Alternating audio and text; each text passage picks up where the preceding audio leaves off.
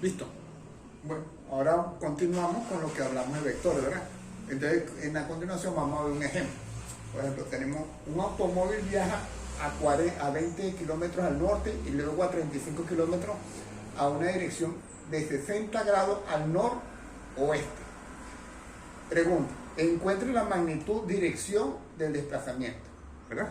Entonces, como estamos por el método gráfico, ponemos el eje X y el eje Y, ambos en kilómetros, y decimos que la Y va a ser el norte y la X va a ser el este, el positivo, ¿verdad? Luego, ¿qué hacemos? El vector A lo dibujamos aquí, que va desde el origen hasta los 20 kilómetros, ¿verdad? Luego, a partir del vector A, arranca el vector B, ¿verdad? Y se desplaza 60 grados. Tenemos el vector B a partir de 60 grados y la resultante sería desde el origen de vector A hasta la punta del vector B. Tenemos el vector R resultante. Otra forma de verlo es que arrancamos primero con el vector B, le sumamos el vector A y la resultante va a ser la que va a ser desde la punta de B desde el origen de B hasta la punta de A. ¿Qué me está indicando eso? Que el orden de los sumando no altera el resultado. Entonces, veamos aquí. Fíjense que aquí tenemos un ángulo de 60 grados que conforma con el eje de la Y el vector B. Y como sabemos que es una recta que está aquí, entonces sería 60, 180 menos 60 me da un ángulo de 120. Tita sería el ángulo de 120, porque como esta es una línea recta, el ángulo que iría de aquí a aquí sería 180, ¿verdad? Tenemos ese ángulo tita, ¿verdad? Que está con respecto a R, está opuesto a R, ¿verdad? Y tenemos el ángulo beta que está opuesto a el vector B. Entonces, por el método del álgebra que hemos venido trabajando, hemos dicho anteriormente, decimos que la ley del coseno establece que R al cuadrado es igual a al cuadrado más B al cuadrado menos 2 veces A por B por el coseno del ángulo, que está opuesto al valor R, ¿verdad? Al resultante. Vemos que tita está en la opuesta a R, ¿verdad? Entonces, sí, como esta es la fórmula de vectores, pero cuando le sacamos la raíz en ambos lados, lo ponemos ya con un valor dado, ¿verdad? Con una magnitud. Entonces lo que simplemente donde va A, metemos el valor de A que vale 20, donde A B metemos el valor de B que vale 35, hacemos el producto de ambos dos, ¿y cuál va a ser el ángulo? El coseno de tita. Hemos dicho ya que tita, todo este ángulo que va de aquí a aquí es 180 y como tenemos 60, el otro es 120. Ponemos 120, hacemos los cálculos correspondientes y nos da que esto vale 48.2 kilómetros. Listo. Ahora, por la ley del seno, decimos que seno de beta sobre B es igual al seno de tita sobre el resultante. Es decir, el seno de este ángulo con respecto a este lado de este triángulo y es igual al seno del ángulo tita con respecto al lado que en este caso es R. Despejando estas ecuaciones nos queda que seno de beta es igual a B sobre R seno de tita, ¿verdad? Conocemos ya que el ángulo beta, el vector beta vale 35, el resultante nos dio 48.2 por el seno de 120 que es el seno de tita, ¿verdad? Eso nos da que seno de beta es igual a 0,626. Ahora, por lo tanto, despejando B, nos queda beta es igual a el coseno del 0,26, nos da un 38.9 grados. Por lo cual la respuesta sería, el automóvil se desplaza 48.2 kilómetros a 38.9 al noroeste. Él empezó 38.9 al norte del este. Beta vale 38.9. Esto sirve para hacer con dos vectores, pero también cuando lo hagamos en mayores vectores o mayores componentes, lo vamos a ver de la siguiente manera. Para eso vamos a ver los componentes de un vector y qué significa vector unitario. Entonces, habíamos dicho que un vector cualquiera A se puede descomponer en la parte AX con respecto al eje X y con respecto al eje Y, ¿verdad? La parte que le corresponde a Y sería este lado, ¿verdad? Entonces, rápidamente podemos decir que en magnitud, el vector A en magnitud se puede escribir como su componente AX al cuadrado más AY al cuadrado. El valor de AX más el valor de AY. Y su ángulo θ se puede determinar en función de su componente, que es a su Y sobre a su X. Θ es igual a la cotangente de AY sobre AX. Ahora, ¿qué significa los valores unitarios? Los vectores unitarios son vectores que no tienen dimensión y que tienen una magnitud de la unidad. Se usan para especificar las direcciones. Y JK son vectores unitarios que apuntan los ejes X, Y y Z.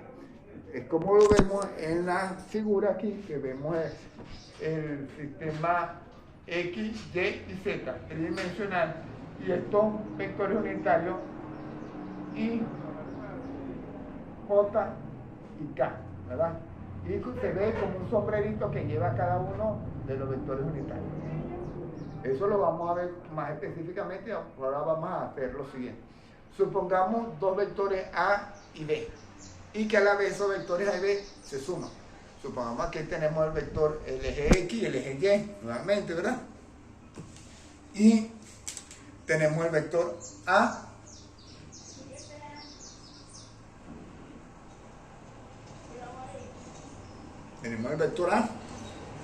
que tiene su componente AX y tiene su componente AY.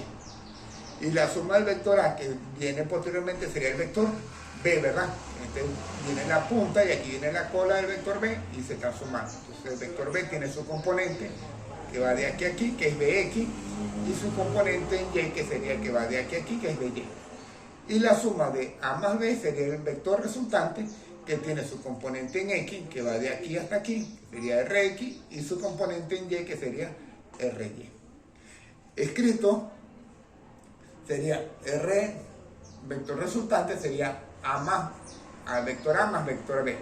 En su componente A se escribe como AX con su vector unitario Y más AY con su vector unitario J, todo sumado al vector B, que sería BX con su vector unitario Y con BY con su vector unitario J.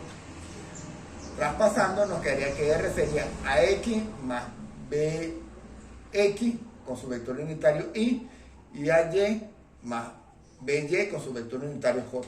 Este que está aquí es el componente de RX y esto que está aquí es el componente de RY. En magnitud se puede escribir que R es igual a la raíz cuadrada de RX al cuadrado más RY al cuadrado. Es decir, la raíz cuadrada de AX más BX al cuadrado más AY más BY al cuadrado. Tangente de θ es igual a RY sobre RX. Sería igual a AX, el componente de RY, que sería AY más RY, AX más BX, ¿verdad? Aquí no se le coloca los vectores unitarios porque ya se están haciendo simple cálculo de magnitudes. Y en este caso del ángulo. Esto nos lleva a que si está en 2 dimensiones, se puede extrapolar a 3 dimensiones. Supongamos que tenemos un vector que tiene 3 dimensiones, que sería AX con su componente, el vector A con su componente AXY, AYJ, AZK. Y un vector B cualquiera que es también BXY más BYJ más BZK, ¿verdad? Si sumo A más B, el resultante sería AX más BX con su componente Y es la componente RX, el vector X. AY más BY con el vector unitario J sería esto que tenemos aquí, es el componente RY del vector R. AZ más BZ con su componente vector unitario K esto que tenemos aquí es el componente RZ del vector R. Y en magnitud R se puede escribir como la raíz cuadrada de RX al cuadrado más RY al cuadrado más RZ al cuadrado. La diferencia va a ser en el ángulo. El ángulo viene dado por RX sobre R cuando voy a calcular el ángulo en el componente X. Tita Y cuando vamos al componente Y tita Z que va a ser RZ sobre R cuando estamos en el componente Z. Por ejemplo, dice, una partícula tiene 3 desplazamientos consecutivos. Por ejemplo, son delta R1, tiene estas componentes en Y, en J y en K, o en X, Y, Z. De igual manera tiene este vector R que se desplaza, ¿verdad?, con sus componentes en X, en Y y en Z. Y R3 que es su componente en X, en Y, más no tiene componente en Z, que por supuesto se asumiría que es igual a 0. Todos están en centímetros. Entonces la pregunta es, hallen los componentes del desplazamiento resultante en magnitud. Entonces simplemente tenemos que el vector R es igual a la sumatoria de la variación de R1, R2 y R3. La sumatoria de otros vectores, ¿verdad? Entonces, simplemente colocamos los componentes de la X, que sería 15, 23 y menos 13. 15 y 23 menos 13 multiplicado por su vector unitario Y. Vamos por la Y. 30, 14 y 15. 30 menos 14 y 15. La sumamos, ¿verdad? Y le ponemos J. Igual hacemos con el vector, con la parte Z. Haciendo esto nos queda este componente que es en Y, en J y en K. Si queremos hallar el resultante sería RX al cuadrado más RY al cuadrado más RZ al cuadrado, ¿verdad? Que nos dio 25, lo elevo al cuadrado, nos dio 31, lo elevo al cuadrado y 7 lo elevo al cuadrado, lo cual da un total de 40 centímetros, que es la magnitud del vector resultante. Disculpe que le voy a acomodar aquí que este era menos 14. Y ahorita le damos otro ejemplo.